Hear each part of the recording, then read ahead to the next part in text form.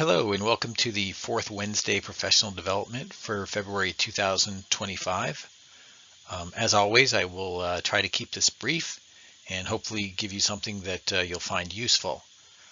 Please, once you finish watching this video, make sure you go back to the email I sent and click on the link for the Microsoft Forms activity. It's very important that you complete that activity since that's the only way I can take attendance for the professional development. Make sure that you get the Microsoft Forms activity done by Thursday at noon.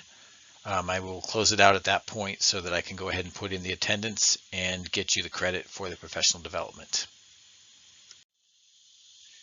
Today's objectives include first giving you some updates and general information, including an update on where we are with the textbook adoption process, what to expect from this year's statewide science assessment or SSA, and some information about the 7th grade reproductive health curriculum that some of you will be giving during fourth quarter. After that, we're going to talk a little bit about neuroplasticity. We began the science textbook adoption process in January of 2024, and I know many of you were involved in one stage or another of it, and I really appreciate all of the help that we got from the schools. The first thing that was done in the process was the books were put out for public input. After that, they were sent to the schools where the teachers had an opportunity to look at them, and the schools were able to vote amongst themselves to see which book they preferred. Then one representative from each school came together as part of a district committee who met about a year ago. And they voted on their first and second choices. The first choice for the district was McGraw-Hill. The second choice was Savvis, and I think the third choice was National Geographic or Nat Geo.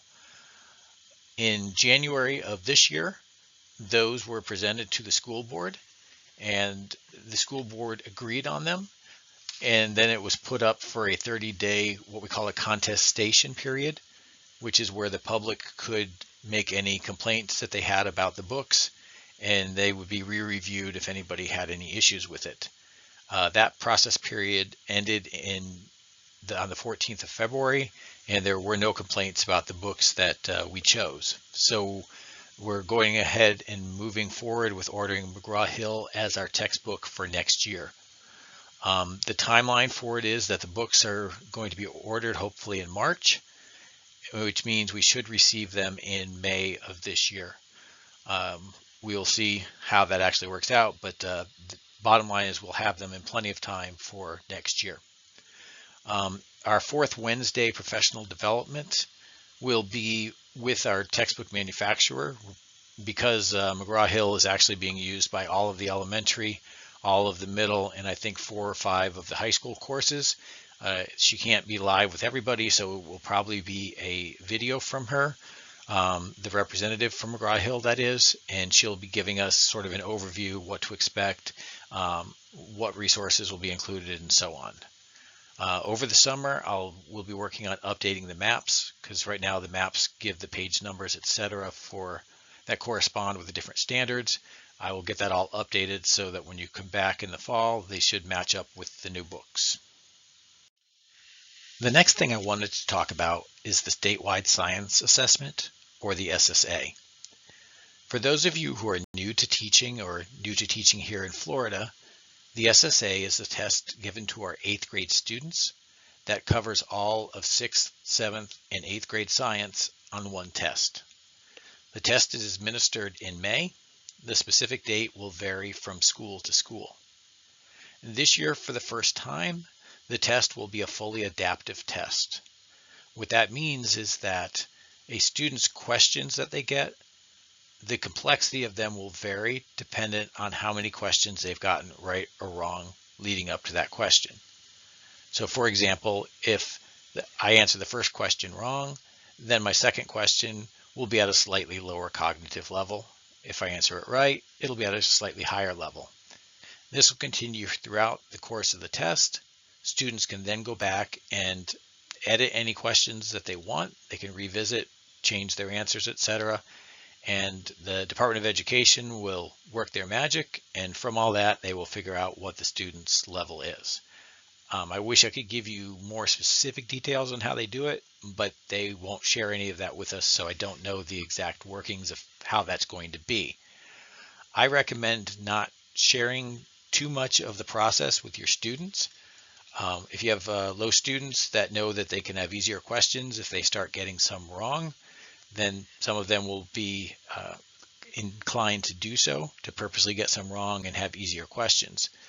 This might mean that they get more questions right on the test, but they'll actually end up with a lower level at the end, because the level isn't just based on how many they get right or wrong, but the level of the questions that they got right and wrong.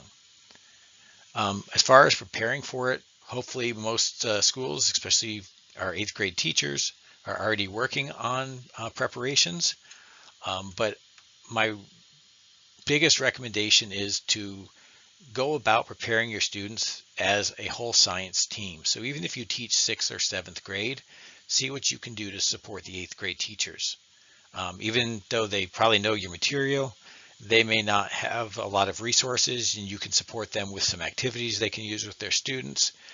So if you teach 6th or 7th, reach out to your 8th grade teachers. If you're an 8th grade teacher, reach out to your 6th and 7th grade teachers. Also, there are quite a few resources in Schoology and in the map. In the 8th grade map, if you look, there's a tab that says SSA. If you go in there, there's lots of resources that you can use. The last topic I wanted to cover with regards to updates and information is the 7th grade reproductive health curriculum. I've already sent an email out to every 7th grade teacher. If you teach 7th and you didn't get my email, please reach out to your department chair or to me so we can make sure we get you that information. This curriculum is actually a pretty good curriculum. I've taught it several times in different schools, and I think we do a pretty good job of trying to make it about the students making good choices. It is not a sex education course. It's really more about what the ramifications are of different choices you make, whether it's drug use, becoming sexually active, alcohol use, etc. The curriculum, you have to use it exactly like what you find in the map. It has been approved by the school board. It's gone to the superintendent. It's been submitted to the DOE and they approved it.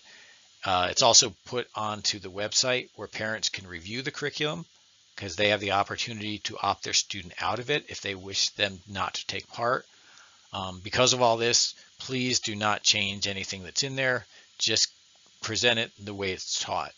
It's really important that this is done during Q4, because that's what the school board has approved and that's what we've told the parents is going to happen. In the map, you'll find a parent notification letter. You need to send a hard copy of this letter home with your students at least 2 weeks prior to when you're going to present the information. This also needs to get sent home through the school messenger system, so you need to talk to your front office to make sure that is done. I strongly recommend when you send a hard copy home, I always would print out a roster, and when each student was given the letter to take home, I had them sign next to their name. That way, if a parent didn't get it and came back and complained, you had some proof that it was given to the student to give to their parents.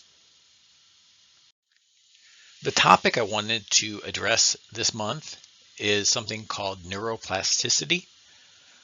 Neuroplasticity is the brain's ability to change or adapt. Our brains have a tendency to get stuck in certain patterns, but we need to try to make it so that we're making new connections in our brain. When we increase neuroplasticity, it actually reorganizes the pathways in our brain, and it's a response to learning and experiences that we have going on. For the most part, you're going to find that younger people have higher levels of neuroplasticity than older people. That's why, for example, if you're trying to learn a language as an adult, it's much harder than trying to learn it as a young child. As far as why it's important as teachers and in our classroom, is that we need to try to use strategies that will help increase the neuroplasticity of our students, because it's going to enhance their learning and their ability to memorize and apply what they learn. It helps them adapt to new situations and challenges. It helps them aids in recovery from setbacks. If you think back to, I know a few years ago, one of the big buzzwords was a growth mindset rather than a fixed mindset. That goes right along with neuroplasticity. It also supports the emotional well-being of our students. We're going to watch a short video that gives a good example of neuroplasticity and talks a bit about it. And then we'll give you some strategies you can use once we finish watching that. Hey, it's me, Destin. Welcome back to Smarter Every Day. You've heard people say it's just like riding a bike, meaning it's really easy and you can't forget how to do it, right? But I did something. I did something that damaged my mind. It happened on the streets of Amsterdam, and I got really scared, honestly. I can't ride a bike like you can anymore. Before I show you the video of what happened, I need to tell you the backstory.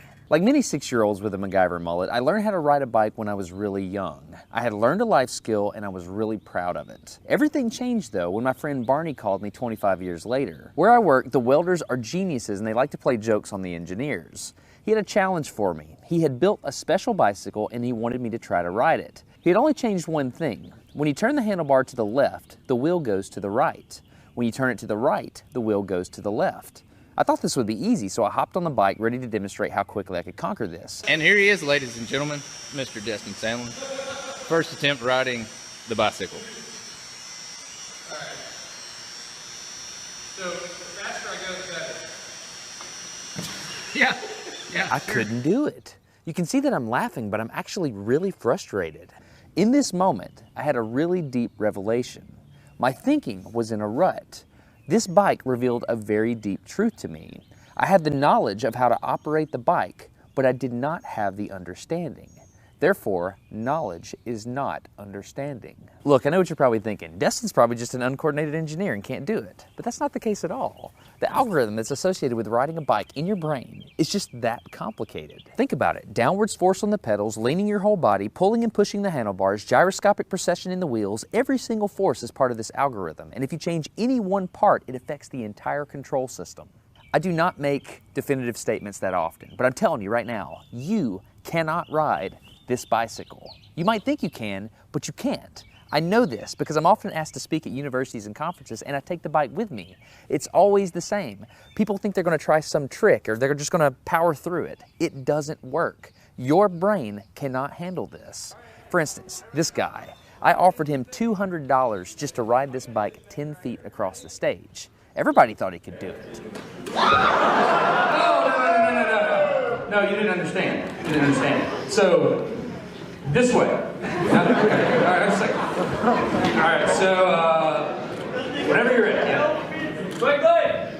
No, you have to keep your feet on. Dude, all right, good to go. Wait. Like, you gotta start rolling at least. And go. Oh, go! All right, back up. Okay, wait. Keep your feet on the pedal. Go. Go right on.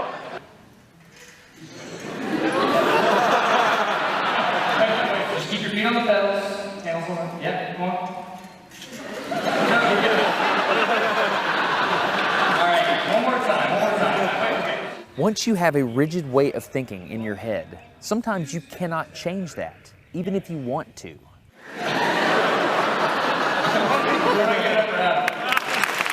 So here's what I did. It was a personal challenge. I stayed out here in this driveway and I practiced about 5 minutes every day. My neighbors made fun of me. I had many wrecks, but after 8 months, this happened.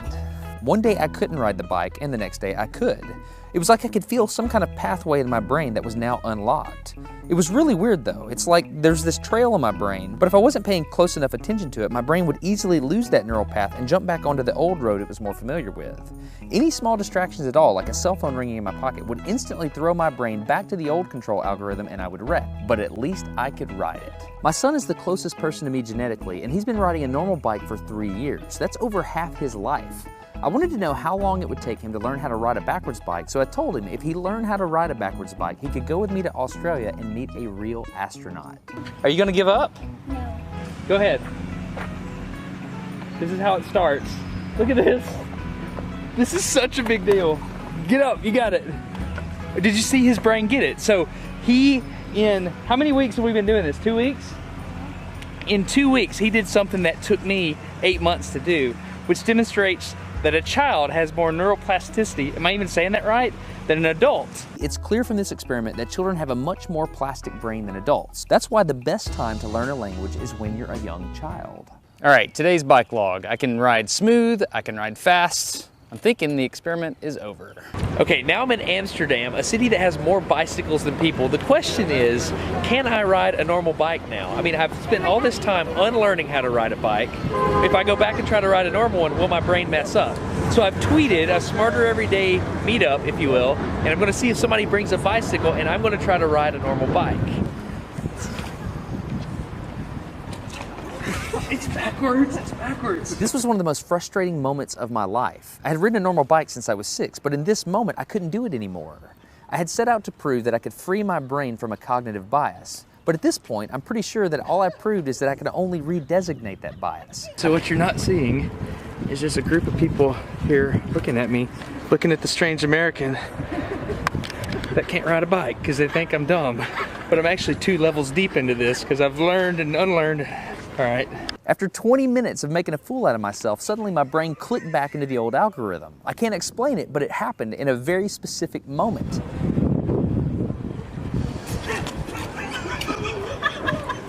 I got it. I'm back. Oh, it clicked. Hold it, it clicked. I got it. Okay, there it is. There was the moment. Okay, I can ride a bike. I tried to explain this to the people around me, and they just didn't get it. They thought I was faking the previous 20 minutes, and I couldn't get anybody to believe me. That looked like I faked that, didn't it? Yeah. Just a fake. You think I'm faking. You don't believe me. That looks so weird. You were like, la la la, and it's full. You think I'm lying, don't you? Yeah, I didn't. I'm not lying. I felt like the only person on the planet who had ever unlearned how to ride a bike, and I couldn't articulate it to anyone because everybody just knew that you can't forget how to ride a bike. So I learned 3 things from this experiment. I learned that welders are often smarter than engineers. I learned that knowledge does not equal understanding. And I learned that truth is truth, no matter what I think about it. So be very careful how you interpret things because you're looking at the world with a bias, whether you think you are or not. I'm Destin. You're getting smarter every day. Have a good one. I hope you enjoyed that video. It was something that was shown at a professional development that I attended a few years ago and thought it was actually pretty fascinating. And I really want to try to build one of those bikes. I just don't have the ability to do that. But anyways, so when we talk about neuroplasticity in our students, there are different ways that we can modify how we teach to increase the neuroplasticity. I've listed some of them here, and I just want to go through and comment a little bit on each one before we wrap up this session. So first thing is chunking information.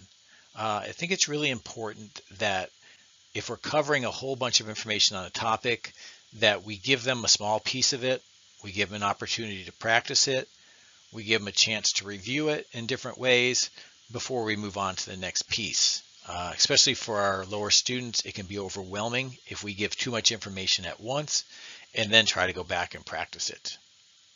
I think another important part of teaching to increase neuroplasticity is to vary the ways that we instruct. I think we all have certain ways that we like to teach, and that may be effective, but by changing the way that we teach from time to time, it makes the students use different neural pathways, which increases their neuroplasticity. I think having students engage with others is important. That could be as simple as doing a turn and talk, where you may introduce a topic or ask a question, then just have them turn to their neighbor, talk with each other, because they're getting different ways of thinking from talking to other people. This can also be small groups or any way that they're engaging with other people. I think incorporating movement into our instruction, just having students move around, and that can be a gallery walk, where you have students, move to different areas and get pieces from what they see and put that together for the activity. You can use a strategy called answer with your feet, or maybe you have everybody stand up and you say, okay, Here's an example of a force. Is this a contact force or a non-contact force? If you think it's contact, move to this corner of the room. If you think it's non-contact, go to this other corner of the room. But by incorporating the movement, again, it's using different pathways in their brain. I think real-world application of what we're teaching them. So the age-old thing that we hear from students all the time is, when will I ever use this, or why should I care about this?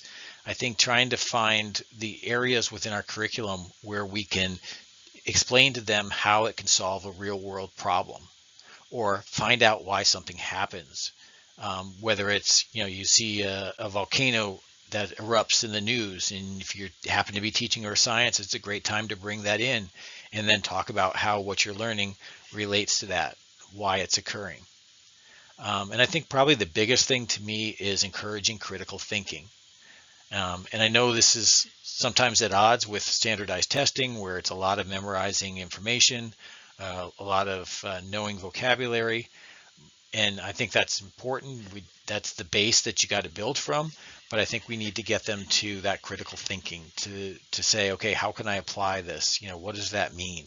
I think one of the biggest parts of that is the different questioning strategies you can use, which is actually going to be the topic for next month's professional development. That concludes our professional development for this month. If you have any questions, comments, criticisms, whatever, please reach out to me. Shoot me an email. If there's anything I can ever do to help you, just reach out. Shoot me an email, shoot me a text, whatever. I'm here for you. Have a great afternoon.